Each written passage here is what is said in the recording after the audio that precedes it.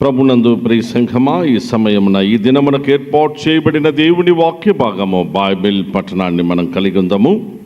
మొట్టమొదటిగా పాత నిబంధన గ్రంథము నుండి యెషయా గ్రంథము 11వ అధ్యాయము 1వ వచనం నుండి 10వ వచనం వరకు వ్రాయబడిన దేవుని వాక్య భాగము మన మధ్యలో ఉన్న సహోదరులు విక్రాంత్ కుమార్ గారు చదువు. సహోదరులు విక్రాంత్ కుమార్ గారు నేటి దినమునకు ఏర్పాటు చేయబడిన దేవుని వాక్య భాగముగా మొదటి భాగముగా పరిశుద్ధ బైబిల్ గ్రంథం నుండి పాత నిబంధన గ్రంథము యెషయా గ్రంథము 11వ అధ్యాయము 1వ వచనం నుంచి 10వ వచనం వరకు గల దేవుని వాక్య భాగమును చదువుకుందాము. పాత నిబంధన గ్రంథము యెషయా గ్రంథము 11వ అధ్యాయము 1వ వచనం ప్రారంభం, పేజీ నంబర్ 577.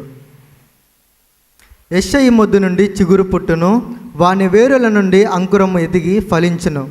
యెహోవా ఆత్మ జ్ఞాన వివేకములకు ఆధారమగు ఆత్మ, ఆలోచన బలములకు ఆధారమగు ఆత్మ, తెలివిని యెహోవా ఎడల భయభక్తులను పుట్టించు ఆత్మ అతని మీద నిలుచును.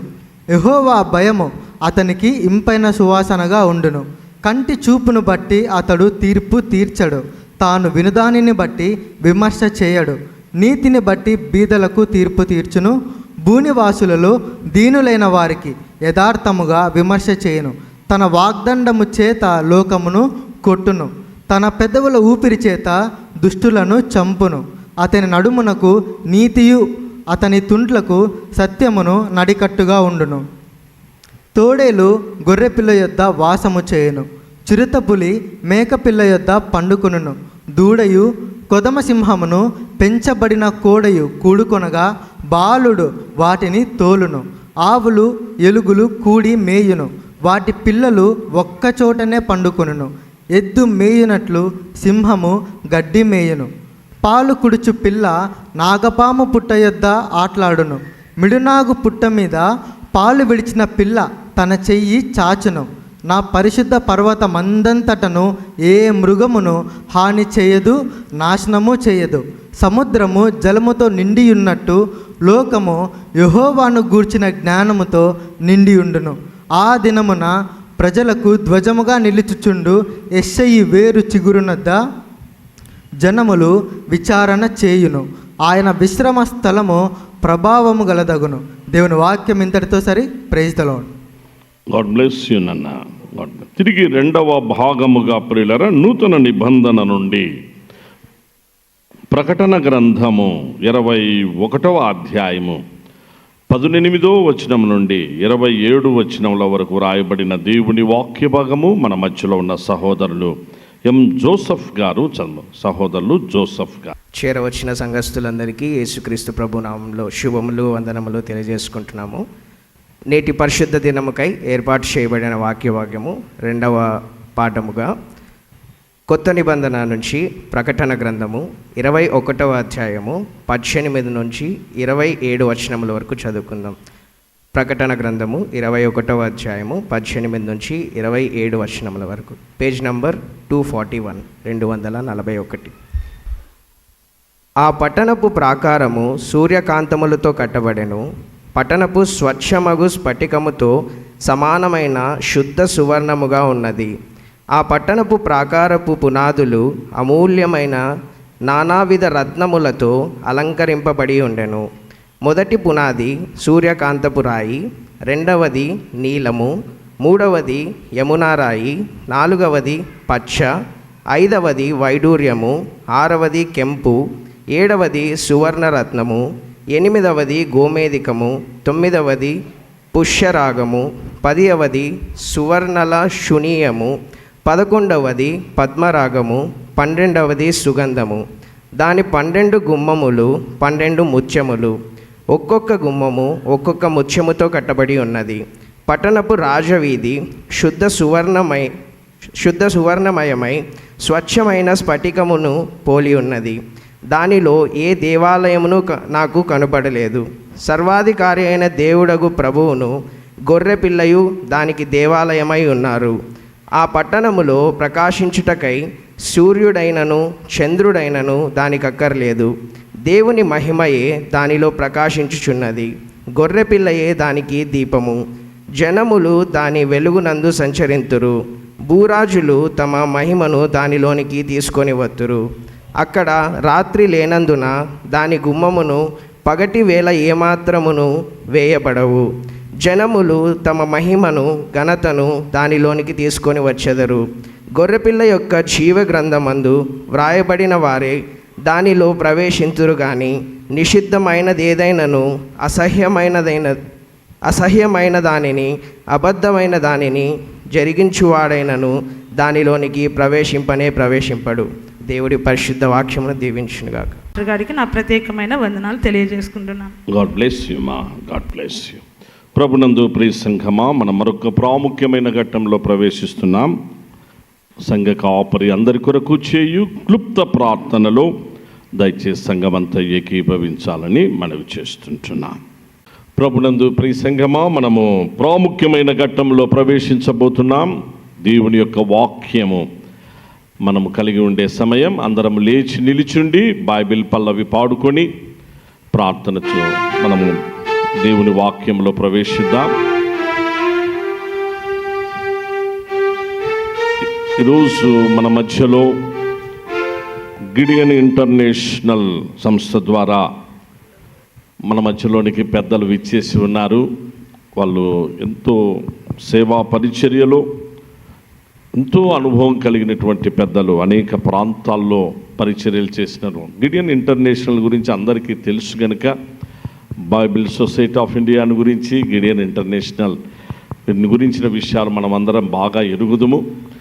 ఈరోజు వారు మన మధ్యకు రావడం సంతోషకరం కనుక వారు మనకు దేవుని వాక్యాన్ని అందిస్తారు.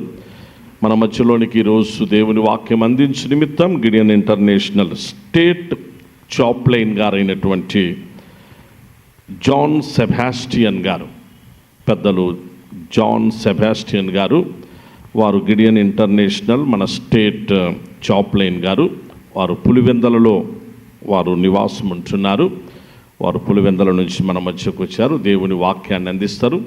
వారిని ప్రేమపూర్వకంగా దేవుని వాక్యం అందించవలసిందిగా ఇక్కడికి ఆహ్వానిస్తున్నాం.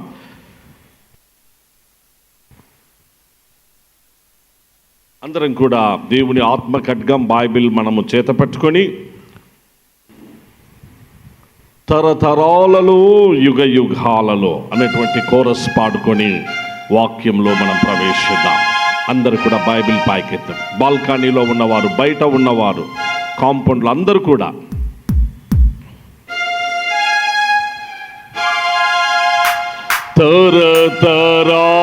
తరతరాలలో యుగ యుగాలలో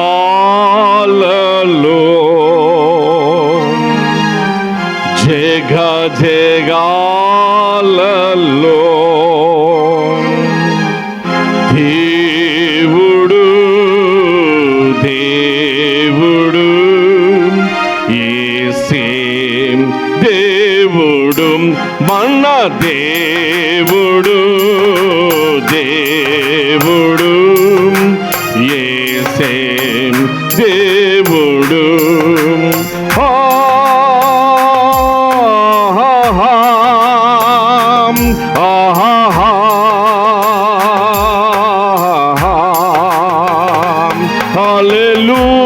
Hallelujah, hallelujah, hallelujah,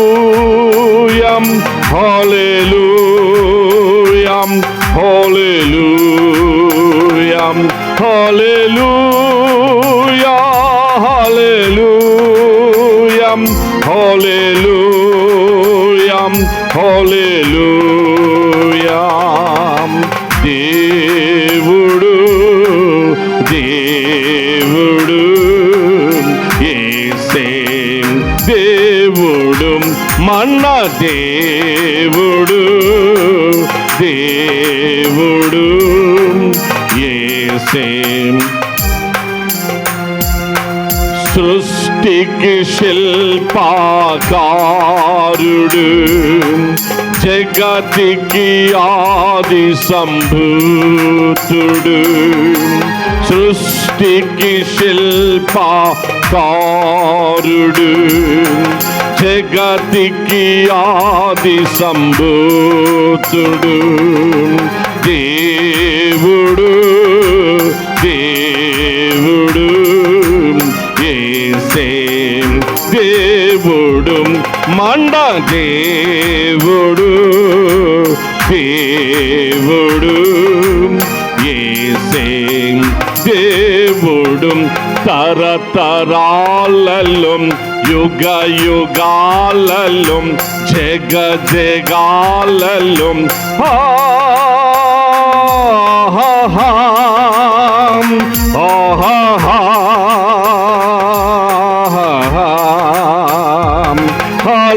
Hallelujah, hallelujah, hallelujah, hallelujah, hallelujah, hallelujah, hallelujah, hallelujah.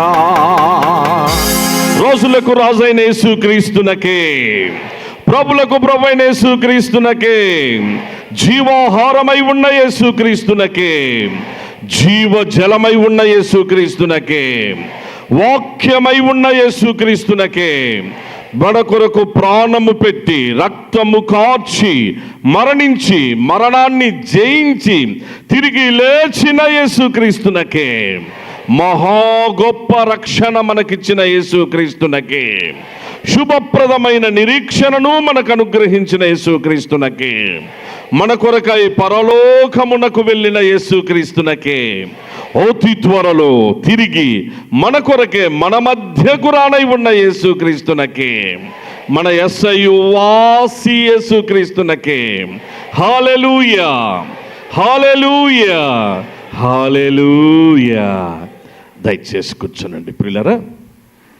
నా vice specially request beloved brother in Christ John Sebastian Garu to please proclaim the great word of great God on this special occasion. యేసుక్రీస్తు ప్రభువుల వారి మహాపవిత్రమైన నామములో స్థానిక సంఘ పెద్దలు pastor గారికి, స్థానిక సంఘ పెద్దలందరికీ, ఈ కాంగ్రిగేషన్ అంతటికీ, మా గిడియోన్ ఇంటర్నేషనల్ తరఫున వచ్చినటువంటి మా వారికి అందరికీ హృదయపూర్వకమైనటువంటి వందనాలండి. ప్రియులారా, దేవుని వాక్యం చదువుకున్న తర్వాత నాకు నిర్ణయింపబడినటువంటి ఆ సమయంలో నేను గిడియోన్ ఇంటర్నేషనల్కి సంబంధించినటువంటి విషయాలు, వాక్య పరిచర్య ఇవన్నీ చేసి సకాలానికి ముగిస్తానండి. దేవుని వాక్యం చదువుకుందాం. కీర్తనల గ్రంథం 23వ అధ్యాయాన్ని నేను చదువుతాను, మీరు దయచేసి గమనించండి. కీర్తనల గ్రంథం 23వ అధ్యాయం 6 వాక్యాలు నేను చదువుతాను. యెహోవా నా కాపరి, నాకు లేమి కలుగదు. పచ్చిక గల చోట్లను ఆయన నన్ను పరుండజేయుచున్నాడు. శాంతికరమైన జలముల యొద్ద నన్ను నడిపించుచున్నాడు. నా ప్రాణమునకు ఆయన సేద తీర్చుచున్నాడు. తన నామమును బట్టి నీతి మార్గములలో నన్ను నడిపించుచున్నాడు. గాఢాంధకారపు లోయలో నేను సంచరించినను ఏ అపాయమునకు భయపడను. నీవు నాకు తోడయ్యుందువు, నీ దుడ్డు కర్రయు నీ దండమును నన్ను ఆదరించును. నా శత్రువుల ఎదుట నీవు నాకు భోజనము సిద్ధపరచుదువు. నూనెతో నా తల అంటి ఉన్నావు, నా గిన్నె నిండి పొర్లుచున్నది. నేను బ్రతుకు దినములన్నీ కృపాక్షేమములే నా వెంట వచ్చును. చిరకాలము యెహోవా మందిరములో నేను నివాసము చేసేదను. ప్రియమైన సహోదర సహోదరులారా, ఆ రోజు చెన్నై పట్టణం, అక్కడ మా గిడియోన్స్ ఇంటర్నేషనల్కి సంబంధించినటువంటి ఆ క్యాంపుకు సంబంధించినటువంటి సభ్యులు బైబిల్ ఒక కాలేజ్ క్యాంపస్లో డిస్ట్రిబ్యూట్ చేస్తూ ఉన్నారు. మీరందరూ చూసి ఉంటారు. బ్లూ కలర్లో ఇలా ఈ కలర్స్లో డిస్ట్రిబ్యూట్ చేస్తూ ఉంటాం. ఆ రోజు ఆ కాలేజ్ క్యాంపస్లో విస్తృతంగా బైబిల్ గ్రంథాలు డిస్ట్రిబ్యూట్ చేస్తూ ఉంటే రవి అనే ఒక యవనస్తుడు దాన్ని తిరస్కరించాడు. సహజంగానే దాదాపుగా 80 to 90% ఆఫ్ ద స్టూడెంట్స్ తీసుకుంటారు. మనం డిస్ట్రిబ్యూట్ చేసినప్పుడు కూడా బయట ఎక్కడైనా కూడా 90% ఆఫ్ ద పీపుల్ తీసుకుంటారు, అయితే కొంతమంది వ్యతిరేకిస్తారు. అలాగే ఆ రోజు రవి అనేటటువంటి వ్యక్తి ఆ గ్రంథాన్ని తీసుకోవటానికి అయిష్టత కనపరిచాడు. అప్పుడు ఈ పెద్ద వ్యక్తి, ఆయనకి బైబిల్ ఇవ్వాల్సినటువంటి వ్యక్తి, బాబు అని ఇందులో ఉన్నటువంటి సారాంశాన్ని క్లుప్తంగా వివరించడానికి ప్రయత్నం చేసినప్పుడు, మరొక మాట నీవు మాట్లాడితే మర్యాద ఉండదన్నాడు. అప్పుడు ఈయన మళ్ళీ గమ్మునుండకుండా మరో ప్రయత్నం చేయబోయినప్పుడు ఆ యవనస్తుడు అతన్ని గడ్డం మీద కొడతాడు. కొట్టినప్పుడు అది పెదము చిట్లి రక్తం వచ్చింది. సో అతను సరే ఈ వ్యక్తి ఇలా తిరస్కరిస్తున్నాడు కదా అని చెప్పి మౌనంగా అతను వెళ్ళిపోతూ ఒక మాట అన్నాడు, బాబు ఏదో ఒక రోజు ఈ గ్రంథం నిన్ను రక్షిస్తుంది, ఈ గ్రంథము చాలా గొప్ప గ్రంథమని చెప్పబోతూ ఉంటే అతను అనుకున్నాడు, ఇక నువ్వు క్యాంపస్లోకి రావద్దని నేను నీకు చెప్పాను, నీకు వార్నింగ్ ఇచ్చాను. నేను ఒక డెసిషన్ తీసుకుంటున్నాను. అదేంటంటే ఈ చెన్నై పట్టణంలో ఎక్కడ కూడా ఇలాంటి గ్రంథాలు పంచిపెట్టకుండా నేను ఒక నిర్ణయం తీసుకుంటున్నాను, రక్తం కళ్ళ చూస్తాను, వెళ్ళిపోమన్నాడు. అప్పుడు ఆ వ్యక్తి వెళ్ళిపోయాడు. ఇతను తను చదువులు ముగించుకున్నాడు, ఇంటికి చేరుకున్నాడు. ఇంటికి చేరుకున్న తర్వాత పాస్ అయ్యాడు, సర్టిఫికెట్స్ తీసుకున్నాడు, మళ్ళీ ఇంటికి వెళ్ళాడు. ఇప్పుడు ఉద్యోగాన్వేషణ చేయాలి కాబట్టి ప్లేస్మెంట్స్ కోసం ట్రై చేస్తూ ఒక ఇంటర్వ్యూ అటెండ్ కావాలని తిరిగి మళ్ళీ సెంట్రల్ చెన్నై ఎక్స్ప్రెస్ ఎక్కి ఆయన ప్రయాణం చేసి తన పట్టణం నుంచి వస్తూ ఉన్నాడు. అప్పుడు అకస్మాత్తుగా తన సూట్ కేస్ పోగొట్టుకున్నాడు. ఆ సూట్ కేసులో సర్టిఫికెట్స్ ఉన్నాయి, క్యాష్ ఉంది, తన బట్టలన్నీ ఉన్నాయి. సూట్ కేస్ నిద్ర లేచేసరికి సూట్ కేసు కనపడలేదు. సో ఇప్పుడు ఏం చేయాలి, ఇంటికి వెళ్ళలేడు, రోషంగా బ్రతికాను అని ఆయన ఆలోచన చేసుకొని ఎంత వెతకాలో అంతా చేశాడు. ఎక్కడ కుదరలేదు, బండి వెళ్ళిపోయింది. ఇక స్టేషన్లో సంచరిస్తూ ఉన్నాడు. ఈ పరిస్థితుల్లో దిక్కుదోలు పరిస్థితిలో రాత్రి అక్కడే గడిపాడు. తెల్లవారితే తన దగ్గర ఏం చిల్లి గవ్వలేదు, ఏదో ఒకటి తినాలి, కనీసం టీ నీళ్లు తాగటానికి కూడా ఆయనకు అవకాశం లేని పరిస్థితిలో మిగిలిపోయాడు. ఎవరిని అడగలేడు. కాబట్టి అలా స్టేషన్లో రెండో రోజు పడుకొని ఉన్నప్పుడు పోలీసు వాళ్ళు వచ్చి ఆయన్ని ప్రశ్నించారు, ఎవరు నువ్వు, ఎందుకు ఇక్కడ ఉన్నావు? యవనస్తుడు, ఆ జ్ఞానం అంతా ఉంది, వీడెవరో కాని పనులు చేసేవాడేమని అనుకొని కొంచెం మందలిచ్చారు. అప్పుడు జీవితం మీద ఏంటి జీవితం అని అనుకున్నాడు. ఎలాగోలో 1-2 రోజులు గడిపిన తర్వాత ఇంత రోషంగా బతికాను, సర్టిఫికేట్స్ లేవు, ఏం చేయాలని చెప్పి ఆత్మహత్య చేసుకోవటానికి అతను ఆ స్టేషన్కి బాగా ఒక దూరంగా వెళ్ళి ఆయన ట్రైన్ కింద పడి చనిపోవాలని చెప్పి ఆ ప్రయత్నం చేయటానికి వెళ్ళాడు. ఆ సమయంలో ట్రైన్ వస్తే అదొక్కసారి ఆయన కొట్టిందంటే అక్కడే స్పాట్ చనిపోతాడు. నిలబడుకున్నాడు, అది కొడితే ఆయన చనిపోవాలని, పడుకోలేదు కానీ నిలబడుకున్నాడంట. సో కాబట్టి ట్రైన్ వేగంగా వస్తూ ఉంది. వచ్చేటప్పుడు ఇక ఆ క్షణము ఈ క్షణంలో ట్రైన్ ఆయన్ని కొట్టేటప్పటికి కొట్టాలి. అప్పుడు జీసస్ అనేటటువంటి ఒక శబ్దం ఆయనకి ఒక మెరుపులాగా ఆయన హృదయంలో అది ఒక శబ్దం గట్టిగా చెవులో గింగురుమనేటట్టుగా వినటం, ఆయన ఎగిరి అవతల పడ్డాడు. అప్పుడు ఈ ట్రైన్ వెళ్ళిపోయింది. అప్పుడు నేను అనుకున్నాడు, హూ ఈజ్ దిస్ జీసస్, ఎవరు ఈ యేసు అని ఇంతగా నేను వ్యతిరేకించే ఈ జీసస్ హూ ఈజ్ హీ అని, అంటే ఇంత భయంకరమైనటువంటి కార్యం నా జీవితంలో జరిగింది కదా అని ఈయన ఏం చేశాడంటే ఓ చర్చికి వెళ్ళాడు. సాటర్డే జరిగింది. సండే చర్చికి వెళ్ళి ఇలాంటి ఒక పెద్ద చర్చిలో దూరంగా కూర్చున్నాడంట. కూర్చొని అంతా అయిపోయింది. ఈయనకు అసలు హిందూ కాబట్టి ఏమీ తెలియదు. ఆ సమయంలో అంతా అయిపోయిన తర్వాత అందరూ వెళ్ళిపోతూ ఉంటే, ఏంటి బాబు ఒక్కడివే ఉన్నావు ఏంటి అని అంటే, సార్ నా పరిస్థితి ఇది అంతా చెప్పుకున్నాడు. చెప్పిన తర్వాత ఆయన ఏం చేశాడంటే, బాబు ప్రస్తుతానికి ఈ గ్రంథం తప్ప నా దగ్గర ఏం లేదని ఏ గ్రంథాన్ని అయితే ఆయన తిరస్కరించాడో అదే గ్రంథం ఆయన బ్యాగు తీసి ఆ గ్రంథాన్ని ఇచ్చి, ఈ గ్రంథాన్ని చదువుకో బాబు అన్నాడంట. నేను తిరస్కరించాను, తిరిగి ఇదే గ్రంథాన్ని మళ్ళీ నాకు ఇచ్చారు అని చెప్పి ఆ గ్రంథాన్ని తీసుకొని మెరీనా బీచ్కి వెళ్ళి కూర్చొని ఆ గ్రంథాన్ని మనసారా చదివాడు. ఇది చదువుతూ ఉంటే, సువార్త చదువుతూ ఉంటే ఆయనకు అర్థమవుతూ వచ్చింది, అరే ఇంత గొప్ప దేవుడా యేసుక్రీస్తు, సాక్షాత్తు భగవంతుడి కుమారుడా అని ఆయన తెలుసుకున్నాడు.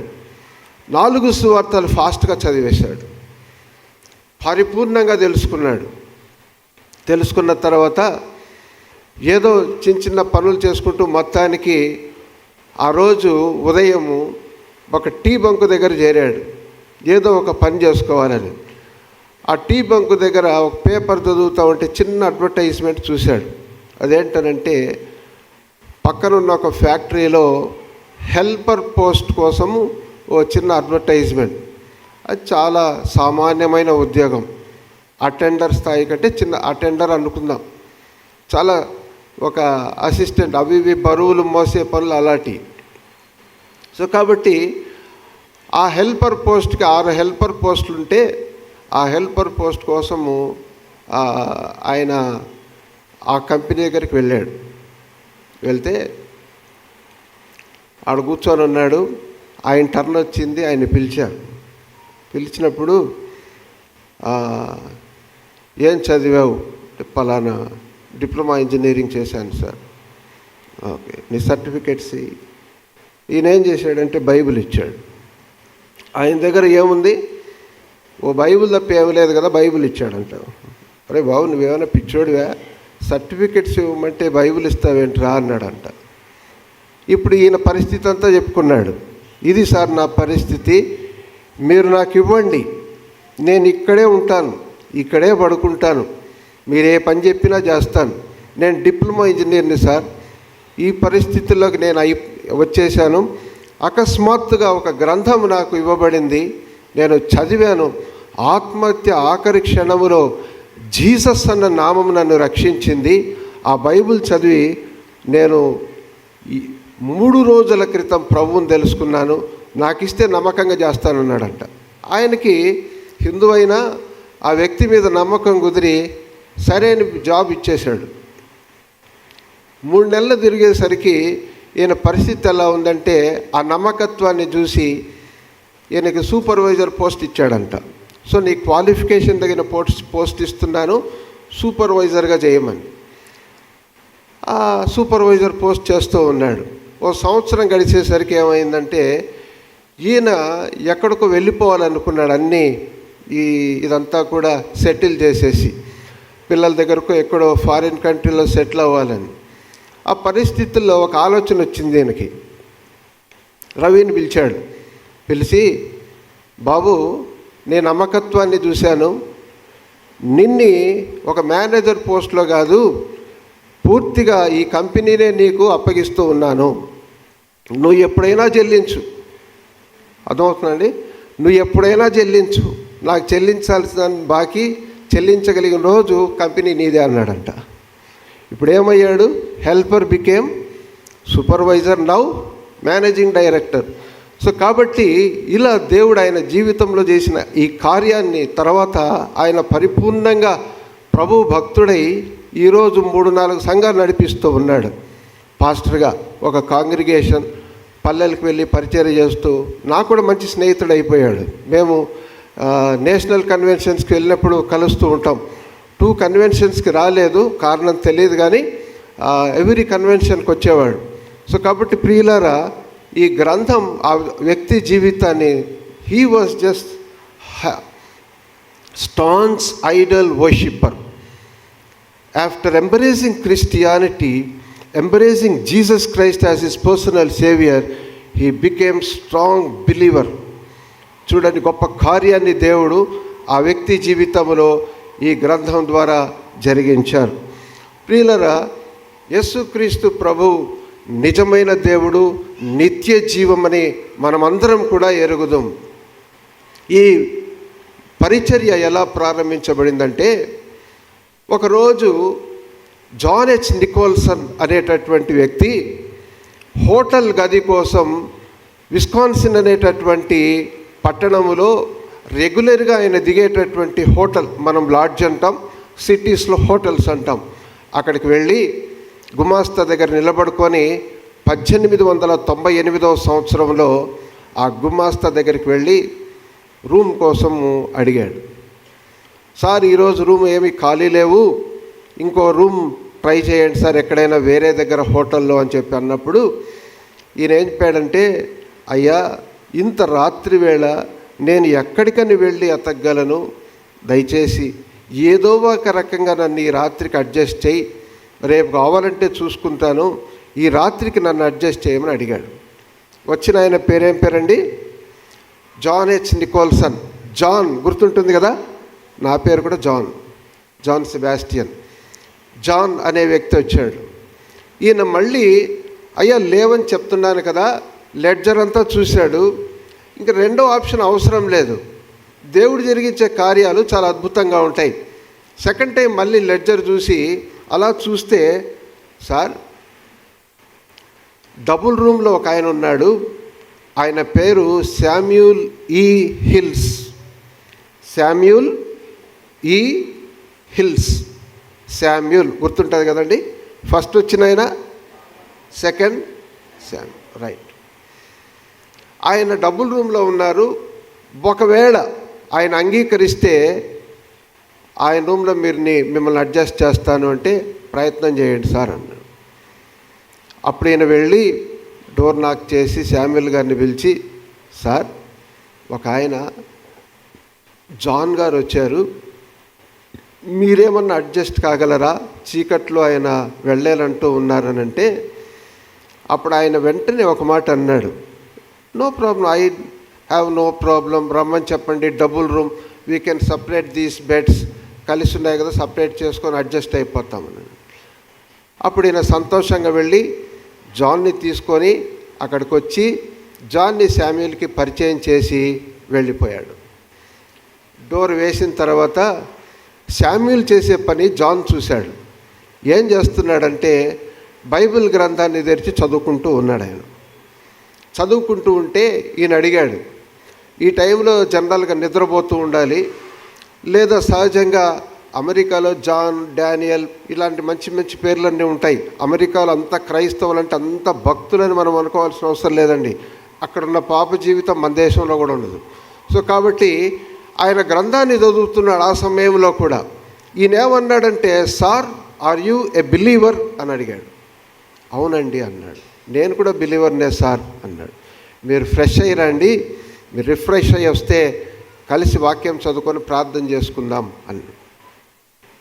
కలిసి వాక్యం చదువుకున్నారు, ప్రార్థన చేసుకున్నారు, రాత్రి ప్రశాంతంగా నిద్రపోయారు. ఉదయాన్నే ఎవరు బిజినెస్ వాళ్ళదే, వాళ్ళు బిజినెస్ పీపుల్. ఇది 1898 సంవత్సరంలో జరిగింది, విస్కాన్సిన్ అనేటటువంటి పట్టణంలో. సో ఉదయం వెళ్ళిపోయేటప్పుడు ఈ ఆత్మీయమైనటువంటి సహవాసం ఇది ఇంతటితో ఆగిపోకూడదని ఈయన మనస్సులో అనుకున్నాడు. అది ఆయన మనస్సులో కూడా కలిగినప్పుడు, సార్, ఈసారి మళ్ళీ మనం ఎప్పుడైనా కలిస్తే వైఎంసీలో కలుద్దాం సార్, మంచి బాగుంటుందని అలా సంభాషించుకున్నారు. అప్పుడు సరే అనుకున్నారు. ఒకరోజు వైఎంసీఏ, యంగ్ మెన్ క్రిస్టియన్ అసోసియేషన్లో వాళ్ళక్కడ కలుసుకున్నారు. అప్పుడప్పుడు కలుస్తూ ఉన్నారు. ఒకరోజు వాళ్ళకు ఒక ఆలోచన వచ్చింది. అదేంటంటే, దేవుడు మన వ్యాపారాల్లో ఇంతగా మనల్ని ఆశీర్వదించారు కదా, సో కాబట్టి దేవుడి కోసం మనం ఏదైనా గొప్ప పని మనం చేయాలి సార్ బ్రదర్ అని అనుకున్నప్పుడు, నాకు కూడా చాలా ఇష్టమండి, దేవుడి కోసం మనం ఏమైనా చెయ్యొచ్చని అతను అన్నప్పుడు వెంటనే ఇద్దరు ప్రార్థన చేసి దేవుడి కోసం మనం ఏం పరిచర్య చేయాలని ఆలోచన చేస్తూ మనం ఇద్దరితో కాదు ఇంకొంతమందిని ఆహ్వానించుదాము అని చెప్పి వాళ్ళు ఏం చేశారంటే ఓ చిన్న నోట్ రాసి దేవుని పరిచర్య విషయంలో ఆసక్తి కలిగిన వాళ్ళు మమ్మల్ని సంప్రదించవచ్చని ఆ యంగ్ మెన్ క్రిస్టియన్ అసోసియేషన్లో వాళ్ళు ఉన్నటువంటి గది బయట అది పేస్ట్ చేసి అలా పెట్టారు. ఆ తర్వాత వాళ్ళు లోపల ఉన్నారు. ఆ రోజు బాగా ప్రశాంతంగా దేవుని సన్నిధిలో గడుపుతూ అలా సరదాగా సంతోషంగా ఉన్నారు. ఆత్మీయమైనటువంటి సహవాసం. సో ఉదయం మొదలు వాళ్ళు ఉన్నప్పటి నుంచి సాయంత్రం వరకు ఎవరు రాలేదు, కానీ దాదాపు సాయంత్రం దాటినప్పుడు టక్కని డోర్ నాక్ చేయటం వెళ్ళిన్నారు. తీసి చూస్తే ఎదురుగా ఫ్రెంచ్ కట్ గడ్డంతో ఒక ఆయన మంచి ఎత్తైన వ్యక్తి నిలబడుకొని ఉన్నాడు. ఫుల్ సూట్ వేసుకొని నిలబడుకొని ఉన్నాడు. సో హూ ఆర్ యు అంటే, sir I am William J Knights అని అన్నాడు. ఎవరండి? విలియం. ఈజీ కదా? ఫస్ట్, సెకండ్, గట్టిగా, fine. The third one is Williams. మూడవ వ్యక్తి William, John Samuel and Williams. చెప్పండి సార్. అదే నేను కూడా బిలీవర్నండి, ఈ నోట్ చూసి వచ్చానంటే సార్ ప్రియరండి. సో ఇప్పుడు మీరేం చేస్తారంటే నేను పలానా వ్యాపారం చేస్తాను. ఓకే. అప్పుడు వీరి సహవాసము స్టార్టింగ్ నుంచి అంతా షేర్ చేసుకున్న తర్వాత అప్పుడు దేవుని కోసం మనం ఏదన్నా చేయాలన్న తాత్పర్యంతో ఇలా మేము ఆలోచన చేసి ఇలా అన్నాం, ఇలా పెట్టామండి అని అంటే నాకు సంతోషమే, మనం చేద్దామంటే ఏం చేద్దామని అనుకున్నప్పుడు వాళ్ళ ముగ్గురులో ఒక వ్యక్తికి ఒక ఆలోచన వచ్చింది. అదేంటనంటే, మనం రెగ్యులర్గా హోటల్స్లో బస చేస్తూ ఉన్నాం. విలేజెస్ నుంచి వచ్చి హోటల్స్లో ఉండి కొన్ని రోజులుండి వ్యాపారాలు చేసుకొని వెళ్ళి మళ్ళీ అక్కడ ఉంటూ ఉన్నాం. So most of the time మనం ఎక్కువగా హోటల్స్లో గడుపుతూ ఉన్నాం. కాబట్టి దేవుని యొక్క గ్రంథం మన విస్కాన్సిన్ అనేటటువంటి అన్ని హోటల్ గదుల్లో పర్మిషన్ తీసుకొని పెడితే ఎలా ఉంటుంది అని అనుకుంటే, అవును బ్రదర్ మంచిదే అనుకున్నారు. సో కాబట్టి వీళ్ళు ముగ్గురు ఏకీభవించి పరిశుద్ధ గ్రంథాలు అక్కడున్నటువంటి అన్ని హోటల్స్ రూమ్స్లో పెట్టాలి అని ఒక నిర్ణయం తీసుకున్నారు. Holy Bibles, full Bible. అదైన తర్వాత ఈ పరిచర్యకు ఒక పేరు పెట్టుకుందామన్నారు. అప్పుడు ముగ్గురు ఏకీభవించి ప్రార్థన చేశారు. ఏకీభవించి ప్రార్థన చేసి, ప్రభువా ఇలా మేము పరిచర్య చేయాలనుకుంటూ ఉన్నాము, మరి ఈ పరిచర్యకి ఒక నామమును సూచించండి అని వాళ్ళు ప్రార్థన చేశారు. ఎందుకంటే రకరకాలైనటువంటి తత్వంతో కూడినటువంటి వారు, రకరకాలైనటువంటి సమస్యలో ఉన్నటువంటి వారు జనరల్గా హోటల్స్లోకి వస్తూ ఉంటారు కదా. ఎన్నో సమస్యలు ఉంటాయి మనిషి అన్న తర్వాత. మీకు నేను నవ్వుతూ కనబడచ్చు, నా దగ్గర ఎన్నో సమస్యలు ఉండొచ్చు కదా. కాబట్టి ప్రతి మనిషి ఏదో ఒక సమస్య, 2 కావచ్చు, 3 కావచ్చు, 10 కావచ్చు, ఏదో ఒక సమస్య, వయసు తారతమ్యం లేకుండా ఈ బాలుడు సహితము తన నడవడి శుద్ధమైనదో కాదో తన చేష్టల ద్వారా తెలియజేస్తాడని బైబిల్ చెప్తూ ఉంది. కాబట్టి సమస్య ఉంది అందరికీ. కాబట్టి ఆ డిప్రెషన్లో ఉన్నవాడు బైబిల్ చదివితే దేవుడు ఆ వాక్యం ద్వారా ఆదరిస్తారు లేదా కృపతో రక్షిస్తారు అని చెప్పి ఈ ప్రార్థన వారు చేశారు. చేసిన తర్వాత ఆమేన్ అన్న వెంటనే ఆఖరిన వచ్చినటువంటి వ్యక్తి పేరు విలియమ్స్. ఆయన ఇలా డిక్లేర్ చేశాడు, brothers, we are going to name our new ministry as Gideons అని అన్నాడు. గిద్యోనీయులు అనేటటువంటి పేరుతో, గిడియోన్ అనేటటువంటి పేరుతో ఈ పరిచర్య చేద్దాం అని అన్నాడు. ఏంటి, what is the reason of naming this particular అని వాళ్ళు అడిగినప్పుడు, న్యాయాధిపతుల గ్రంథం 6వ అధ్యాయం నుంచి మనం చదివితే అక్కడ మనకి గిద్యోను కనబడతాడు. గిద్యోను 3 సార్లు దేవుణ్ణి శోధిస్తాడు. దేవుడు 3 సార్లు దానికి జవాబిస్తారు. 300 మందితో ఆయన యుద్ధం చేస్తే అత్యధికమైనటువంటి విజయాన్ని దేవుడు గిద్యోను ద్వారా ఆ ఇశ్రాయేలీలకు ఇచ్చిన ఆ వైనాన్ని వాళ్ళు ధ్యానించుకున్నారు. Yes, this is a correct name for our new ministry అని పేరు పెట్టేశారు. ఏంటది? గిడియోన్స్, జస్ట్ గిడియోన్స్ అంతే. ఆ తర్వాత వీళ్ళు ఏం చేశారంటే వెంటనే కొంత డబ్బు తీసి ఆ క్యాష్ అక్కడ పెట్టి దాంతో బైబిల్స్ కొన్నారు. బైబిల్స్ కొని పర్మిషన్ తీసుకొని హోటల్స్ రూమ్స్లో పెట్టేశారు. హోటల్స్కి వచ్చేవాళ్ళు చదువుకుంటూ ఉన్నారు. ఇంగ్లీష్ బైబిల్స్ పెట్టారు. వీళ్ళతో 10 మంది అయ్యారు, ఈ పరిచర్యకి 30 మంది అయ్యారు. ఇలా పెరుగుతూ ఉన్నారు సంఖ్య. అప్పుడప్పుడు కలిసి ప్రార్థన చేస్తూ ఉన్నారు. వీరికి ఆలోచన వచ్చింది. అదేంటనంటే అమెరికా దేశంలో ఉన్న అన్ని హోటల్స్లో ఈ పరిశుద్ధ గ్రంథాలు మనం పెట్టాలి అని. ఒక పట్టణానికి పరిమితమైనటువంటి పరిచర్య దేశమంతటికీ విస్తరించింది. ఒక లాంగ్వేజ్కి పరిమితమైనది ఆ దేశమంతా కూడా అమర్చేసరి పెట్టేశారు. సభ్యులు పెరుగుతూ వచ్చారు. ఇప్పుడు వాళ్ళకు ఇంకో ఆలోచన వచ్చింది, మనం వేరే దేశాలకు ఎందుకు వెళ్ళి చేయకూడదు అని. అప్పుడు ఇంగ్లాండ్, అలాగే స్విట్జర్లాండ్, క్రైస్తవ దేశాలు, ఆస్ట్రేలియా, ఇలా దేశాలకి విస్తరిస్తూ వచ్చింది.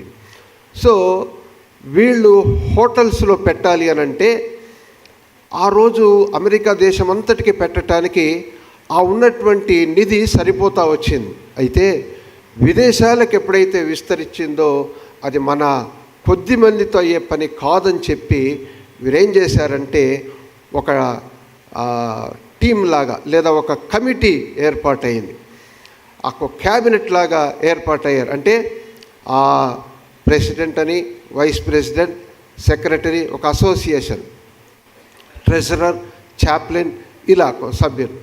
సో వీళ్ళు ఏం చేశారంటే ఈ పరిచర్య చాలా భారంతో కూడింది, మన కొంతమందితో ఇది అయ్యే పని కాదు, కాబట్టి సంఘం యొక్క అసిస్టెన్స్, వారి యొక్క హెల్ప్ మనం తీసుకుందాం అని చెప్పి అందరూ కూడా ఆలోచన చేశారు.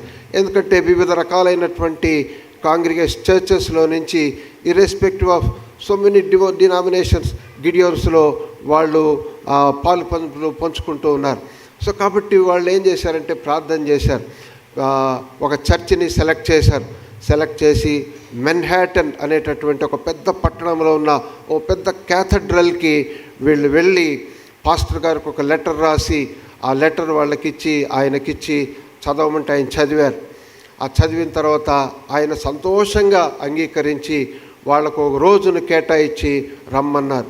ఈరోజు పాస్టర్ గారు పెద్దలు మీరందరూ కలిసి ఏ విధంగా మమ్మల్ని ఆహ్వానించారో అదేవిధంగా ఆ రోజు మెన్హాటన్ అనేటటువంటి ఆ పట్టణంలో ఆ పెద్ద క్యాథడ్రల్కి వీళ్ళని ఆహ్వానించినప్పుడు ఈ ప్రెజెంటేషన్ చేయమన్నప్పుడు వాళ్ళు చేసే ఈ భారమైనటువంటి పరిచర్య చక్కగా వివరించినప్పుడు ఆ కాంగ్రిగేషన్ అంతా కూడా ప్రోత్సహించబడి వారు అమూల్యమైన కానుకని తెచ్చి ఇచ్చినప్పుడు విపరీతంగా గ్రంథాలు ముద్రించబడి అవన్నీ కూడా ఇతర దేశాలకు కూడా ఆ సేవ విస్తరించింది. అప్పుడు అదేమైందంటే ఎప్పుడైతే నెక్స్ట్ కంట్రీకి వెళ్ళిందో గిడియోన్స్ బికేమ్ ఇంటర్నేషనల్. అంటే గిడియోన్స్ ఇంటర్నేషనల్ అయింది, విదేశాలకు వెళ్ళిపోయింది. అట్లా ఇప్పుడు ఏమైందంటే ఇది కాలక్రమేణా అనేక దేశాలకు విస్తరించింది. ఈరోజు 199 దేశాల్లో ఈ పరిచర్య జరుగుతుంది. అంటే దాదాపుగా 200 దేశాలలో ఈ పరిచర్య జరుగుతూ ఉంది.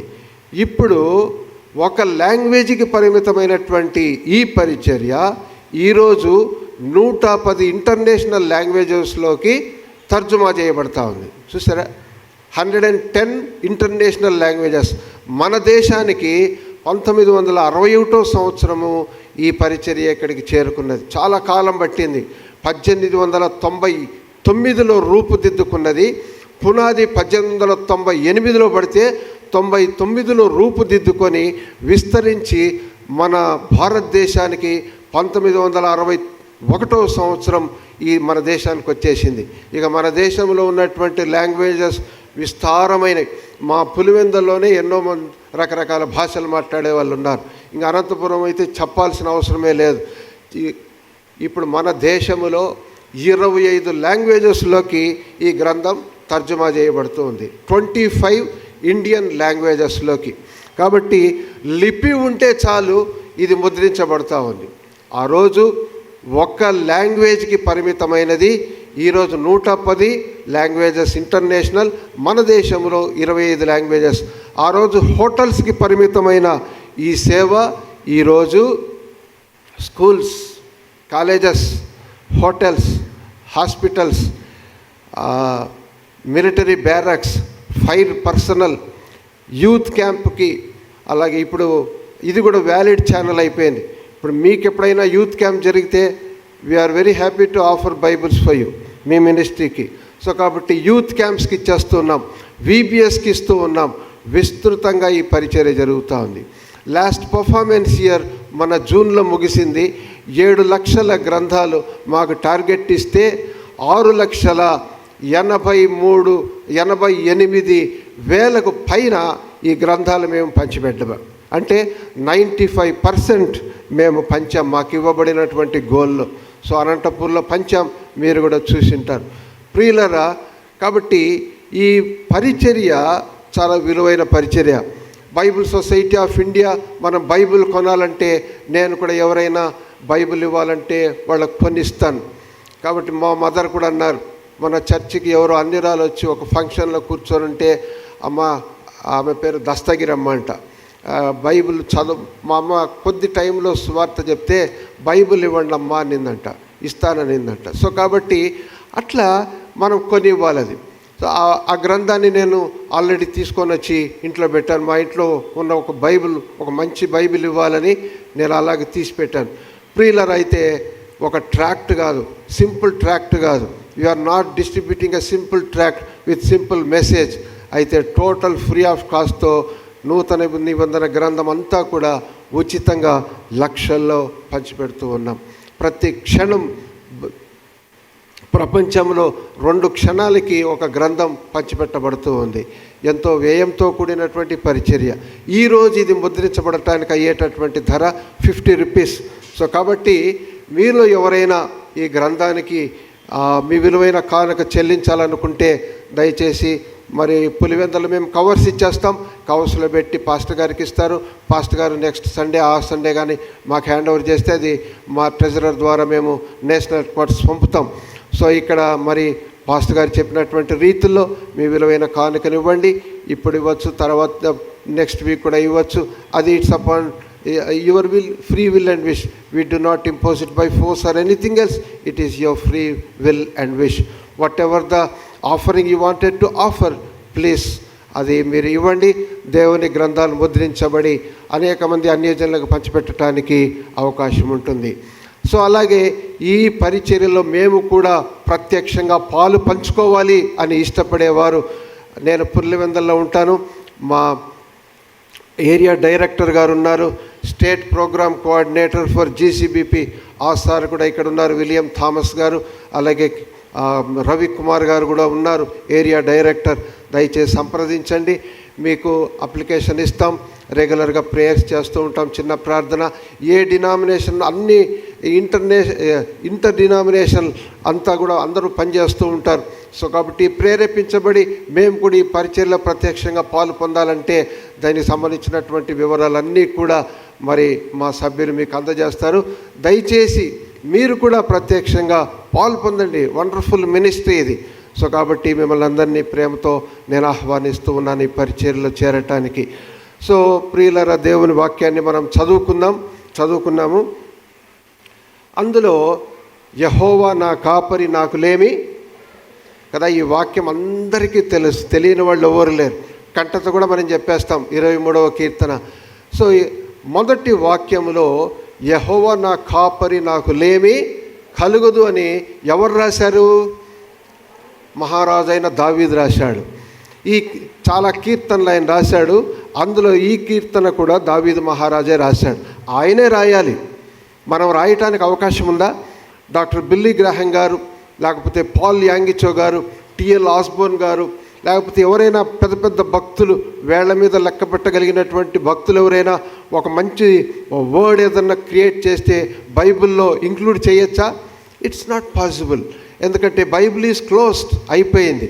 సో ఈ వాక్యాన్ని దావీదైనా కూడా ఎలా రాయగలిగాడంటే, లేదా దావీదు రాయాలనుకున్నది ఇందులో ఎలా పొందుపరచబడగలిగింది అని అంటే, it's by the inspiration of the Holy Spirit. So పరిశుద్ధాత్మ దేవుడు ఆయనను ప్రేరేపించినప్పుడు ఆ అనుభవాల గుండా వెళుతూ ఉన్నటువంటి దావీదు దేవుని శక్తి చేత నింపబడినప్పుడు ఆయన రాశాడు ఆ కీర్తన. ఆ మాట ఆయన రాశాడు, ఆయనే రాయాలి కాబట్టి దేవుడు దాన్ని అనుమతించగా ఆయన రాశాడు. ఏమని రాశాడు? యెహోవా నా కాపరి, నాకు లేమి కలుగదు అని. The Lord is my shepherd, I shall not want. ఇంగ్లీష్లో చాలా ఎక్సలెంట్గా ఉంటుంది, దౌ ఐ. ఇప్పుడు కింగ్ జేమ్స్ వర్షన్ చాలా ఎక్సలెంట్గా ఉంటుంది. డార్కెస్ట్ పాత్స్, ఎక్కడ వెళ్ళినా thy rod and thy staff they will comfort me అని. ప్రియులరా, ఈ దావీదు ఎందుకు రాశాడు? దావీదు రాస్తే దేవుడు దానిని ఇందులో లిఖించటానికి ఎలా అనుమతి ఇచ్చారు అంటే, దావీదు సహజంగా ఏమి చేస్తూ ఉన్నాడనంటే, చాలా చిన్న వయసులో he was a shepherd bye అనే మనం మెన్షన్ చేయాలి. హీ వాస్ ఎ షెపర్డ్ అనే దానికంటే, కాపురి అనేకంటే ఎ షెపర్డ్ బాయ్. ఏం కాస్తున్నాడంటే, ఒక చిన్న మందను ఆయన కాస్తూ ఉన్నాడు. మనం ట్రైన్లో ప్రయాణం చేసినా, లేకపోతే బస్సుల్లో ప్రయాణం చేస్తూ ఉన్నా, కార్స్లో ప్రయాణం చేస్తున్నా, బైక్లో వెళ్తూ ఉన్నా, కొంత నిర్జన ప్రదేశాలకు మనం వెళ్ళినప్పుడు గొర్రెల కాపర్లు అలా ఆ మందను తీసుకొని వెళ్ళటం మనం గమనిస్తూ ఉంటాం. గమనిస్తామా లేదా బ్రదర్స్? కదమ్మా, గమనిస్తూ ఉంటాం. సో తప్పనిసరిగా అంటే మన కనుచూపు మేరలో మనం వాళ్ళు తిరుగుతాం, మనం గమనిస్తూ ఉంటాం. అయితే దావీదు ఒక మాట అంటూ ఉన్నాడు, గాఢాంధకారపు లోయలలో నేను సంచరించినను ఏ అపాయం నాకు భయపడదు, నీవు నాకు తోడయిందువు, నీ దుడ్డు కొర్రయు నీ దండమును నన్ను ఆదరించును, పచ్చిక గల చోట్లలో ఆయన నన్ను పరుండ చేయించున్నాడు, శాంతికరముల జలముల యొద్ద నన్ను ఆదరించు. ఎటువంటి వర్డ్స్ చూడండి, ట్రెమెండస్. అసలు actually we cannot imagine the love of God towards man kind. That's like tremendous love అది. ఎందుకంటే even he descended to this earthly planet, shed his own blood కదా మన కోసం. కాబట్టి ఈ మందను ఆయన ఎలా కాస్తూ ఉన్నాడు దావీదు అని అంటే, అరణ్యాల్లో కాస్తూ ఉన్నాడు. దానికి ఒక గుర్తు ఏంటి అని అంటే, ఒక యుద్ధం చేశాడు దావీదు కదా, అక్కడ చెప్తాడు ఆయన ఏ ప్రాంతంలో ఆ గొర్రెలను కాస్తూ ఉన్నాడంటే, భయము లేకుండా తన మందను అతను చాలా జాగ్రత్తగా సంరక్షిస్తూ ఉన్నాడు. ఏదైనా కూడా మనం ఒక విషయం చాలా జాగ్రత్తగా గుర్తుపెట్టుకోవాలి, గాడ్ సీస్. నా వ్యక్తిత్వం మీకు అర్థం కాదు, ఆంతర్యాన్ని ఎరిగిన వారు దేవుడు. మనిషి ఏం చూస్తామంటే పై రూపాన్ని చూస్తాడు. నేను కూడా ఓ లెక్చరర్గా హెడ్ ఆఫ్ ది డిపార్ట్మెంట్గా ఉన్నప్పుడు నా స్టూడెంట్స్కి నేను చెప్పేటప్పుడు అక్కడ 60 స్టూడెంట్స్ ఉంటారు, ఒక 40 స్టూడెంట్స్ ఉంటారు క్లాసెస్కి వెళ్ళినప్పుడు. సో అందరూ చక్కగా వింటున్నారనే నేను అనుకుంటూ ఉంటాను. అయితే మనం ఎగ్జామ్ పెట్టినప్పుడు 20కి 8 మార్క్స్ వస్తాయి, 7 మార్క్స్ వస్తాయి, 20కి 20 వస్తాయి, 100కి 99 వస్తాయి, 100 వస్తాయి, 100కి 0 కూడా వస్తుంది. కానీ ఎదురుగా చూస్తే అందరూ కూడా చక్కగా ఆలకిస్తూ ఉన్నట్టే కనబడుతూ ఉంటారు. కాబట్టి ఆంతర్యం మనకు తెలీదు, ఆంతర్యాన్ని ఎరిగిన వారు దేవుడు చూస్తూ ఉన్నారు దావీదు గొర్రెలు ఏ విధంగా సంరక్షిస్తూ ఉన్నాడని. అందుకే బైబిల్లో యేసుక్రీస్తు ప్రభు ఒక మాట అన్నారు, నేను గొర్రెలకు మంచి కాపరిని అన్నాడు. జీతగాడు జీతగాడే, కాపరి కాపరే. కాపరికి దాని గురించినటువంటి చింత లేదు. దానికి అపాయం వస్తే ఆయన పారిపోతాడు, దొంగ అయితే దోచుకొని పోతాడు. అయితే ప్రియులరా, ఈ దావీదు చేసే ఈ చాలా జాగ్రత్తగా కాసే ఆ విధానాన్ని దేవుడు చూస్తూ ఉన్నారు. అంతేకాక తన తల్లి ఆయనకు నేర్పించినటువంటి ఆ గొప్ప భక్తి ఆయన విస్మరించలేకపోతూ ఉన్నాడు. ఆ భక్తి ఉగ్గుపాలతో పోసినట్టుగా వాళ్ళ తల్లి, అందుకే నేను నీ సేవకుడను నీ సేవకురాలి కుమారుడను అని అంటాడు. దాన్ని మనము ఎప్పుడు కూడా మర్చిపోవటానికి అవకాశం లేదు. సో దావీదు భక్తి వెనుక ఎవరున్నారు అని అంటే, ఆత్మీయంగా ఆయన తల్లి ఆయనను నడిపించింది. కాబట్టి నీ సేవకురాలి కుమారుడను అని ఆయన ఆ మాట మనం బైబిల్లో మనం గమనిస్తాం. సో కాబట్టి ఆంతర్యంలో భక్తి ఉంది, ఆత్మీయంగా శక్తివంతంగా ఉన్నాడు.